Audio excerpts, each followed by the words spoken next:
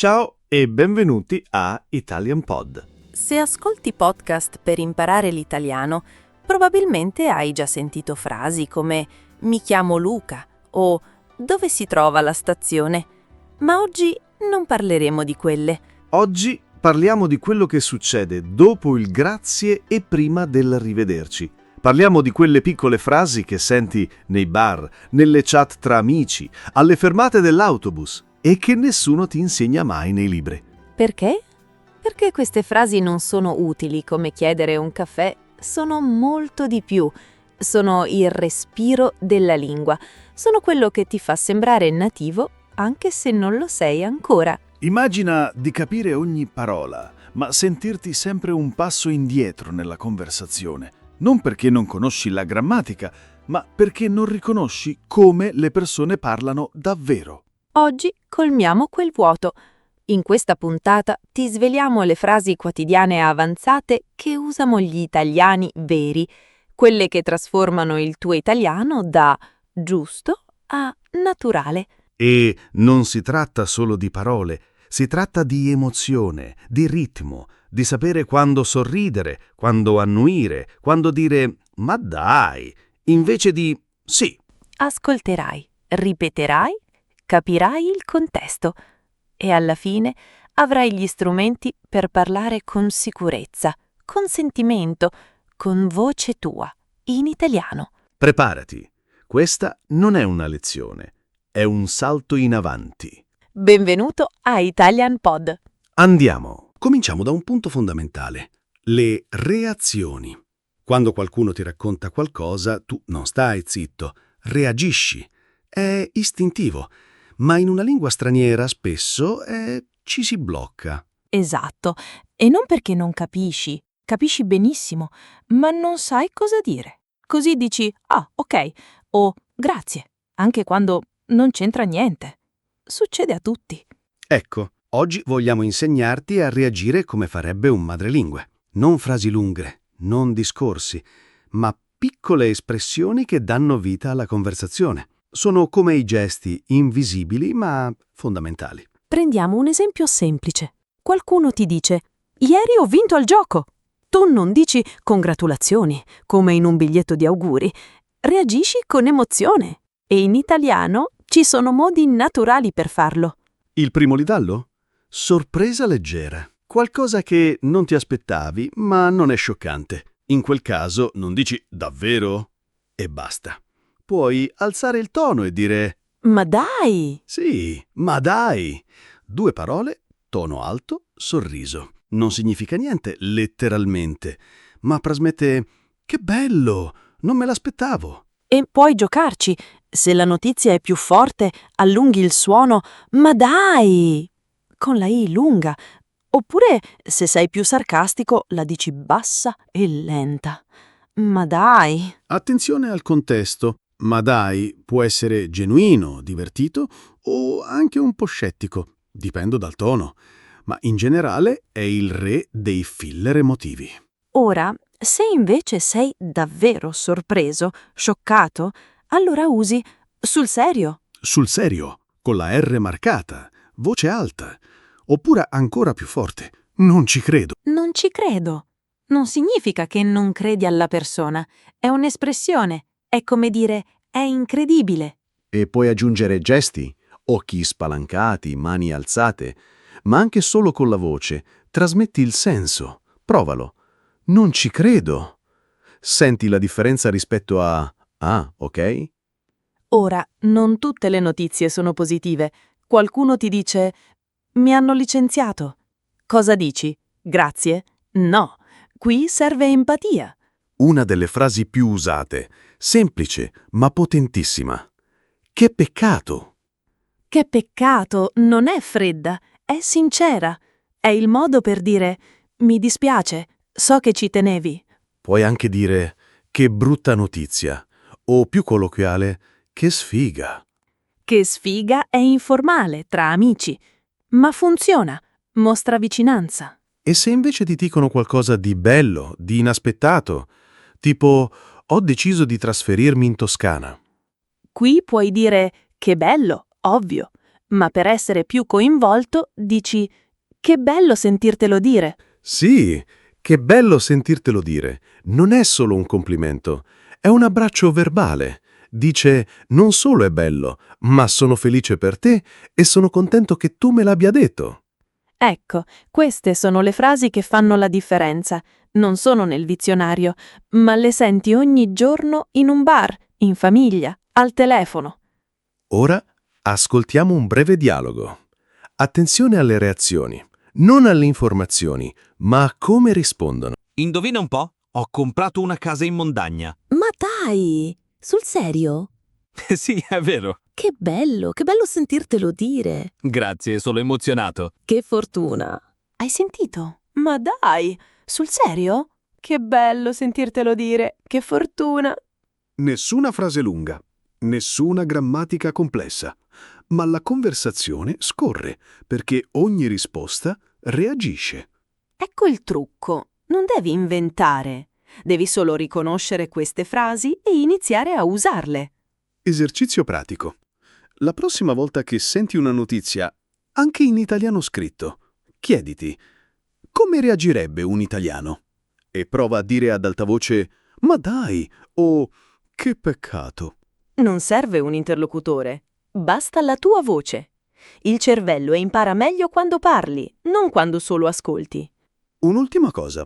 Queste frasi non sono extra, sono essenziali. Senza di loro sembri distante, con loro sembri presente. E la presenza in una conversazione vale più della perfezione.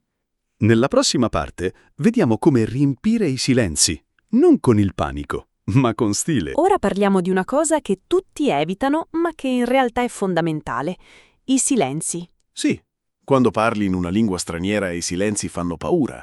Ti sembra di aver perso il contatto, di aver dimenticato tutto. E allora cerchi di riempirli con parole a caso. O peggio, stai zitto. Ma in italiano, come in tutte le lingue, i silenzi non sono un errore, sono normali. Il trucco? Non eliminarli, ma gestirli. E per farlo ci sono delle piccole frasi che servono proprio a questo: pensare, respirare e continuare. Sono i filler, parole o espressioni che non aggiungono informazione, ma danno ritmo. Li usiamo tutti, anche in madrelingua. Pensa quando dici «allora, vediamo un po'». Esatto, non stai dicendo niente di nuovo, ma stai dicendo «sto pensando, ma sono ancora con te». Ecco perché sono così importanti. Non sono segni di debolezza, sono segni di umanità. Cominciamo con uno dei più comuni. Allora. Allora, sembra una parola insignificante, ma in realtà è potentissima. La usi per iniziare, per cambiare argomento, per riassumere. Ascolta. Allora, ieri sono andato al mercato. Inizio di racconto. Oppure, allora, non sono d'accordo. Preparo una risposta. O ancora, allora, in sintesi abbiamo 3 opzioni. Chiusura. È come un segnale stradale verbale. Dice «attenzione, sto per dire qualcosa di importante». E non serve a forzarla, basta lasciarla venire naturale. Provala ora. Allora, senti come apre la frase? Un'altra molto usata. Vediamo. Vediamo. È il modo educato per dire «lasciami pensare un attimo». Perfetto per quando non hai la risposta pronta. Invece di stare in silenzio, dici «vediamo, potremmo prendere il treno delle 5». E puoi anche usarla per rimandare. Vediamo domani, ok? Non è un rifiuto, è una pausa. Ora, quando cerchi le parole, c'è un'altra frase d'oro. Come dire... Come dire, è il modo per dire so cosa voglio dire, ma non trovo la parola giusta. E indovina? I nativi la usano tantissimo, non perché non sanno parlare, ma perché stanno elaborando un pensiero complesso. È una persona, come dire, molto intensa. Non stai cercando un sinonimo, stai affinando un'idea. E se vuoi chiudere un discorso senza essere brusco, usa «insomma». Insomma, può voler dire in sintesi, alla fine, o anche tanto per farla breve. Esempio, abbiamo discusso per ore, ma insomma, non siamo arrivati a niente. Oppure con tono leggero. Insomma, che ci vuoi fare? Come dire, È andata così. Accettiamolo. E se invece devi aggiungere qualcosa dopo un pensiero, usa a parte questo. A parte questo, tutto bene. A parte questo, non ho altri problemi. È un ponte. Ti permette di passare da un argomento all'altro senza perdere il filo. Ora, ascoltiamo un dialogo naturale. Attenzione ai filler, non sono rumore, sono ritmo. Allora, devo dirti una cosa. Dimmi, Vediamo, come dire, ho deciso di lasciare il lavoro. sul serio? Sì, insomma, non mi sentivo più a mio agio. Capisco. A parte questo, come stai? Meglio, ora che ho deciso. Hai sentito? Allora, vediamo, come dire... Insomma, a parte questo, Nessuna frase è complessa, ma senza quei piccoli segnali il dialogo sembrerebbe rigido, meccanico. ecco il punto. I filler non sono da evitare, sono da padroneggiare. E non si tratta di usarli sempre, si tratta di usarli quando serve, per respirare, per pensare, per non avere paura del silenzio. Prova ora, immagina di dover rispondere a questa domanda. Qual è il tuo posto preferito in Italia? Non rispondere subito. Prima prova a usare un filler. Di ad alta voce. Allora, vediamo. Come dire, Poi continua. Forse la Liguria, perché, insomma, mi piace il mare e la tranquillità. Hai visto? Non hai detto niente di difficile, ma la tua risposta è suonata naturale, fluida, umana. E questo è esattamente ciò che cerchiamo. Non parlare come un libro di grammatica, ma come una persona reale. Perché alla fine nessuno ricorda se hai usato il congiuntivo perfetto, ma tutti ricordano se sembravi a proprio agio mentre parlavi. E i filler sono il segreto dell'agio. Nella prossima parte andiamo ancora più in profondità. Parliamo di empatia, di come rispondere quando qualcuno condivide qualcosa di personale. Perché l'italiano non è solo una lingua, è un modo di stare vicini. E quando qualcuno condivide qualcosa, una gioia, una preoccupazione, un dolore, non basta rispondere con informazioni. Devi rispondere con il cuore. E in italiano ci sono frasi brevi, semplici, che fanno esattamente questo. Mostrano che stai ascoltando non solo con le orecchie, ma con il sentimento. Prendiamo un esempio. Qualcuno ti dice «Mio padre è in ospedale». Tu non rispondi con «Ah, ok». Non dici «Grazie per l'informazione». Reagisci con dolcezza, con vicinanza. Ecco perché frasi come «Mi dispiace tanto» sono fondamentali. Non sono formali, sono sincere. E quando le dici con il tono giusto, trasmettono più di 1000 parole. Mi dispiace tanto. Non serve aggiungere altro, basta questa. Detta lentamente, con voce calda, non troppo alta, non troppo veloce. Puoi anche dire «Che brutta situazione». Non è freddo, è umano. Riconosce il peso del momento. Oppure, se vuoi essere più diretto nel tuo sostegno, sono con te. Sono con te 2 parole, ma pesano come un abbraccio. Non prometti di risolvere il problema, prometti di non lasciare la persona sola. Ecco, queste frasi non sono traducibili parola per parola, sono culturali. Sono il modo in cui gli italiani dicono «non sei da solo». Ma non si usa solo nei momenti difficili. L'empatia serve anche con le emozioni positive. Certo. Se un amico ti dice «finalmente ho superato l'esame», non basta dire «bene». Devi condividere la sua gioia. E allora usi frasi come «Che fortuna!» o «Che bello per te!» Oppure, ancora meglio, «ti capisco perfettamente». Ti capisco perfettamente. Sembra semplice, ma è potentissima. Dice, non solo sono contento per te, ma sento quello che stai provando. E puoi rinforzarla con un tono caldo, un sorriso nella voce.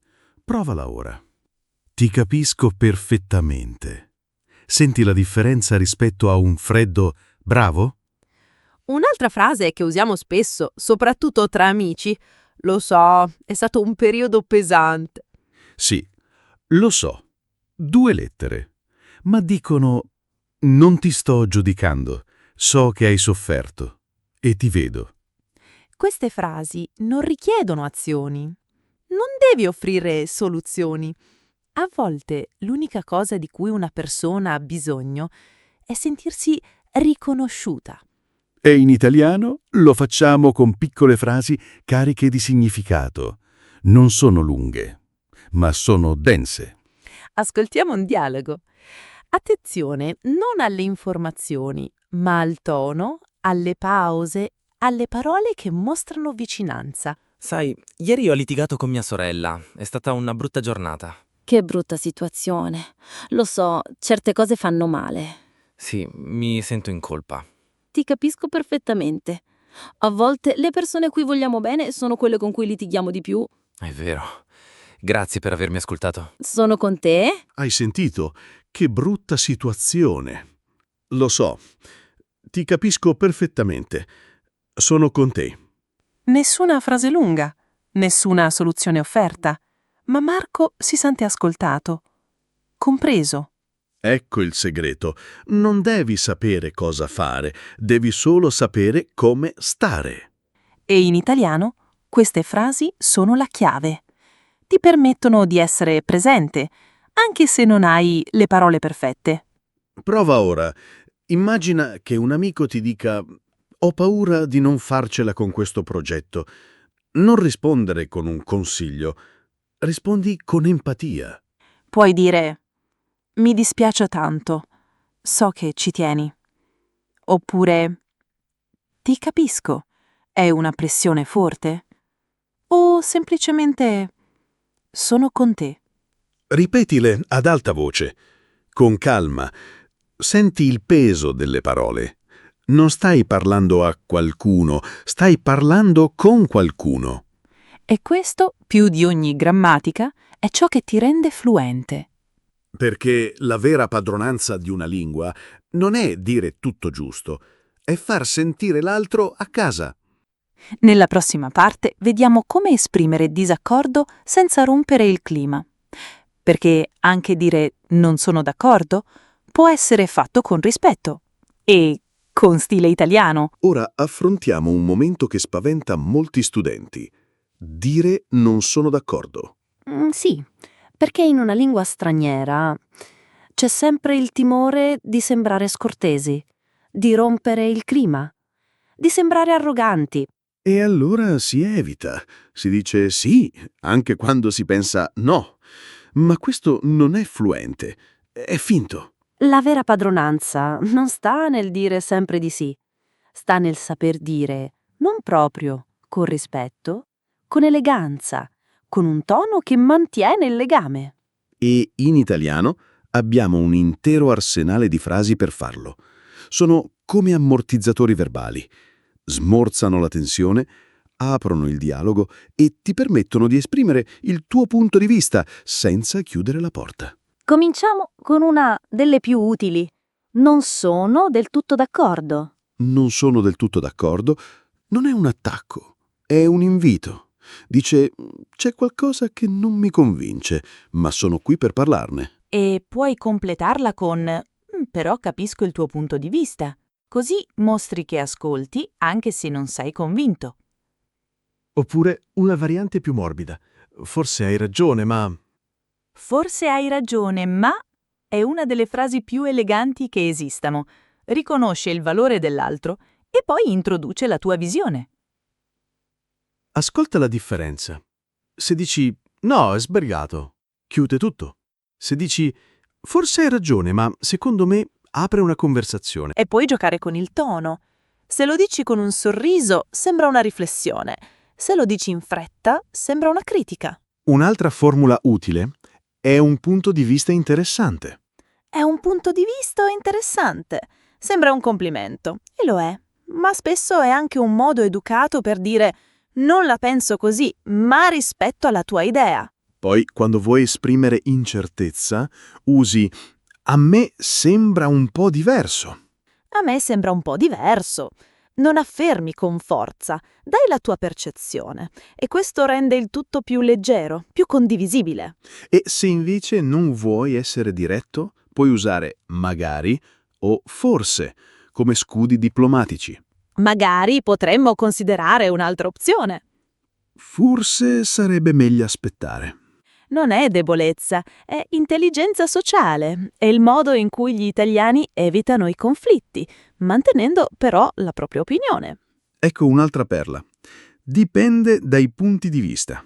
Dipende dai punti di vista. Non giudica, non decide, ma suggerisce che la verità non è solo una. È una frase che allenta la tensione. E se vuoi uscire da una discussione senza vincerla né perderla, ognuno ha le sue idee.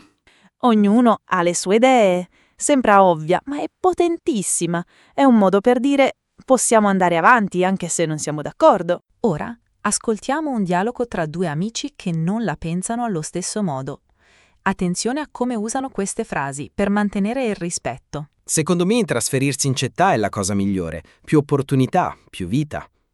Forse hai ragione, ma a me mancherebbe troppo la tranquillità. Capisco, ma non pensi che dopo un po' ti abitueresti?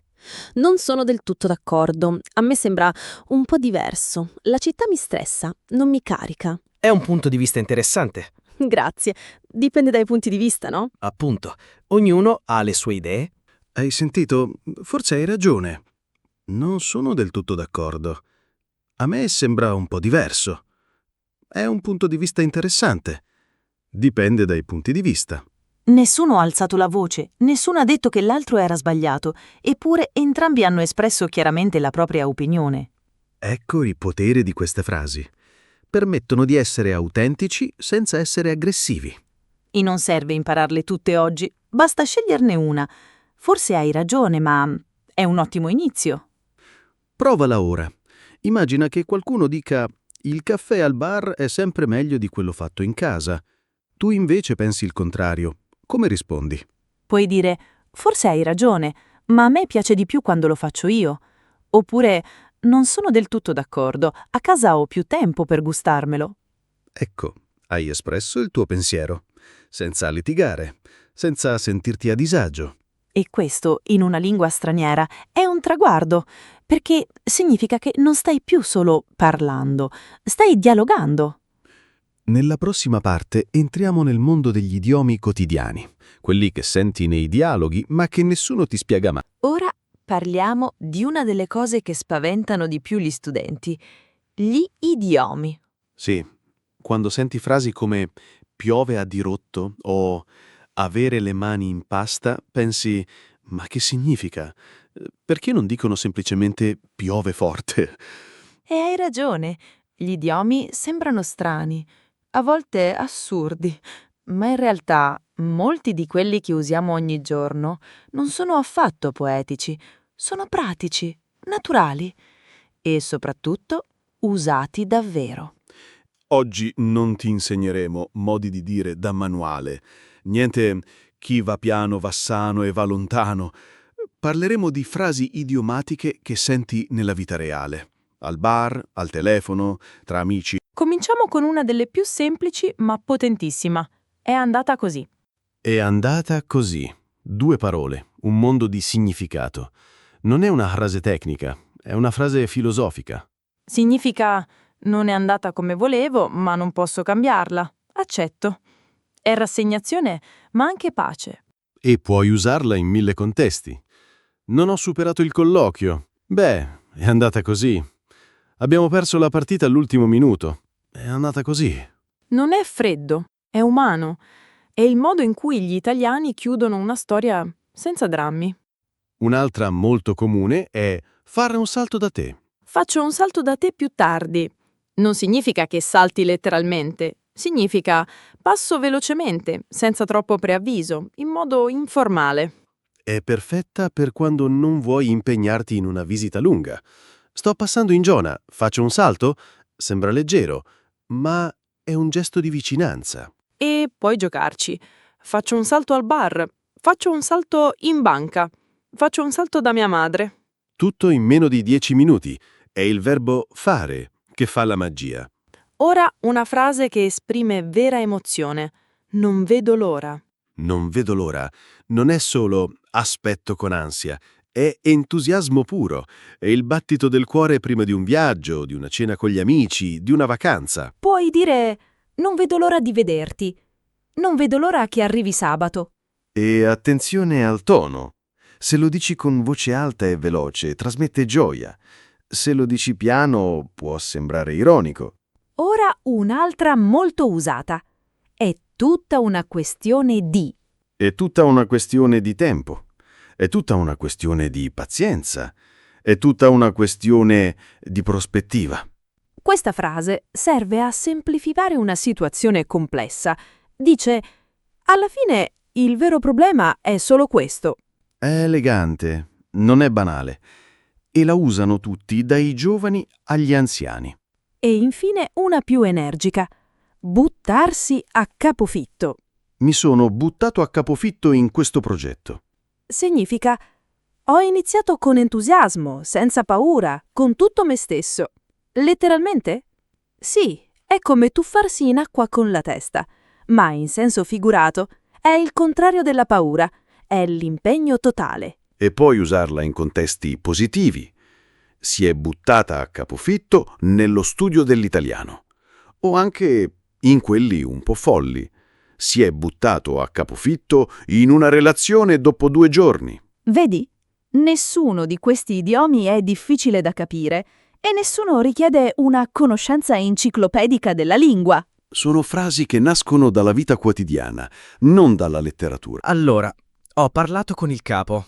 Non mi dà il trasferimento. Che peccato. Sì, però è andata così. Ora devo decidere cosa fare. Potresti buttarti a capofitto in un nuovo progetto qui. Forse. È tutta una questione di motivazione, no? Esatto. Comunque domani faccio un salto da te. Porto il vino. Perfetto, non vedo l'ora. Hai sentito? È andata così. Buttarsi a capofitto.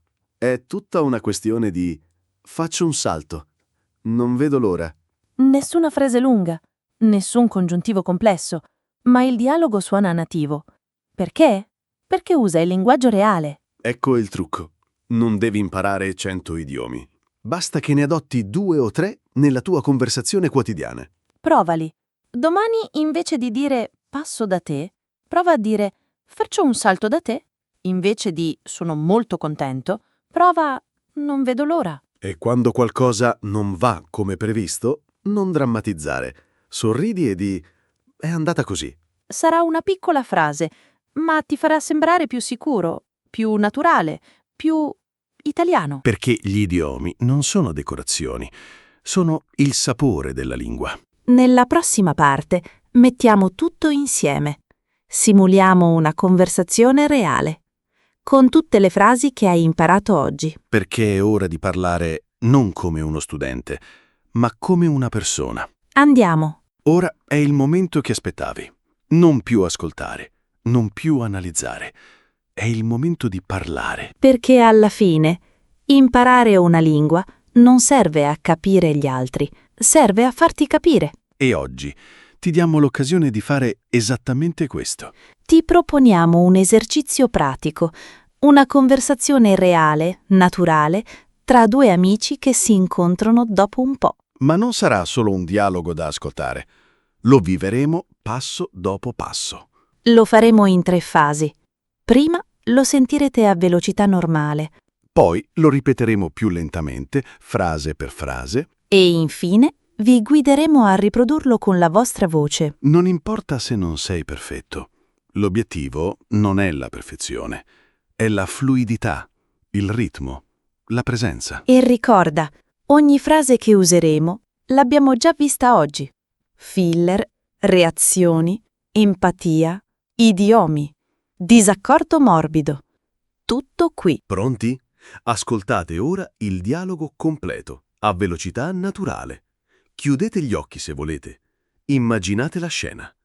2 amici, una piazza, un incontro inaspettato. Ciao! Ma dai, quanto tempo! Ciao Marco, che bello vederti. Non ti vedo da mesi. Sì, è andata così. Il lavoro, la casa nuova, insomma, un po' di caos. Capisco. Come stai?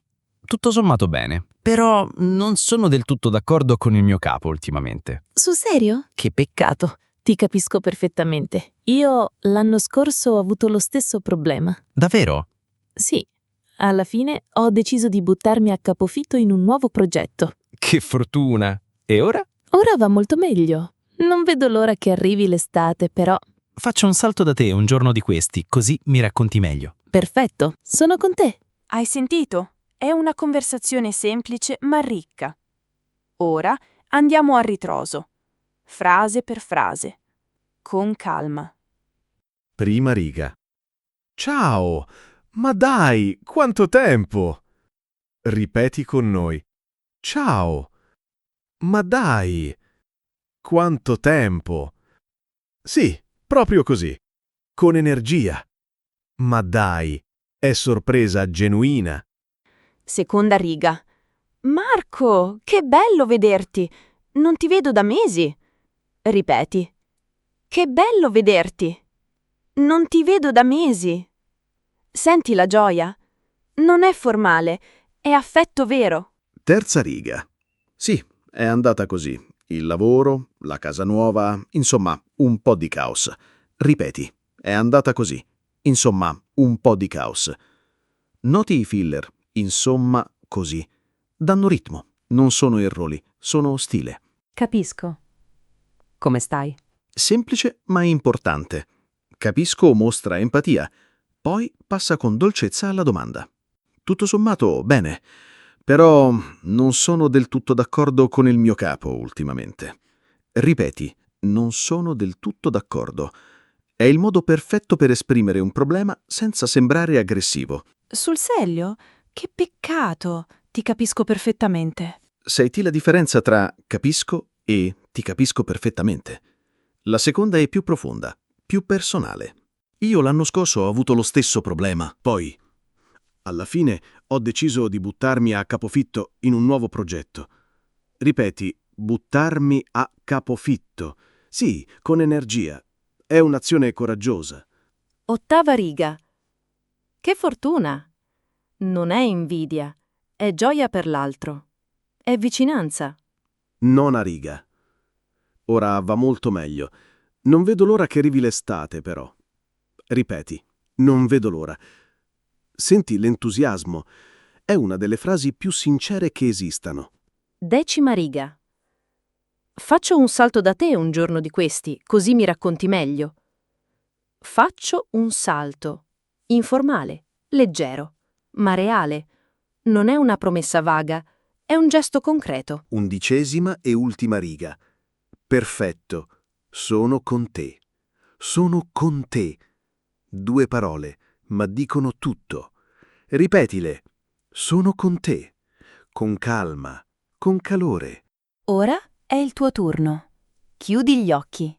Immagina di essere Marco o Chiara e prova a ricostruire il dialogo con la tua voce. Puoi farlo ad alta voce, davanti allo specchio. Registrati. Non importa se sbagli. L'importante è provare. E se ti blocchi, usa i filler. Allora, vediamo. Come dire, non è un errore, è strategia, è naturalezza. Ripetilo più volte. Ogni volta cerca di essere un po' più sciolto, un po' più te stesso. Perché questo è il vero obiettivo. Non parlare come un italiano, ma parlare come te, in italiano. Con le tue emozioni, il tuo ritmo, la tua voce. Se fai questo esercizio anche solo 2 volte a settimana, vedrai una differenza enorme, non solo nel parlare, ma nel sentirti a tuo agio. Nella prossima parte chiudiamo questa lunga puntata con un messaggio importante, uno che speriamo ti accompagni nel tuo percorso. Sei arrivato fin qui, hai ascoltato, ripetuto, provato. E forse, per la prima volta, hai sentito che parlare italiano non significa solo ricordare parole, ma sentire la lingua. La fluente non è chi non sbaglia, è chi continua a parlare anche quando sbaglia. È chi usa un «ma dai» al posto di un «sì». Chi dice «sono con te», con il cuore.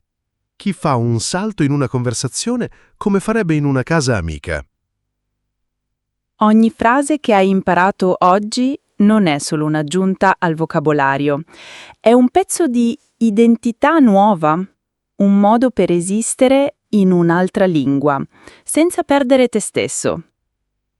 Non serve imparare tutto in un giorno, basta scegliere una frase, una sola, e usarla, oggi, domani, fino a quando non ti sembra più straniera. Perché alla fine non si tratta di parlare perfetto, si tratta di farsi capire, di farsi sentire, di connettersi. Grazie per essere stato con noi in questa puntata, per aver dato tempo, voce, attenzione. Continua a parlare, anche piano, anche da solo. L'italiano non è solo nelle frasi giuste, è nel coraggio di provare. A presto. E soprattutto, stammi bene.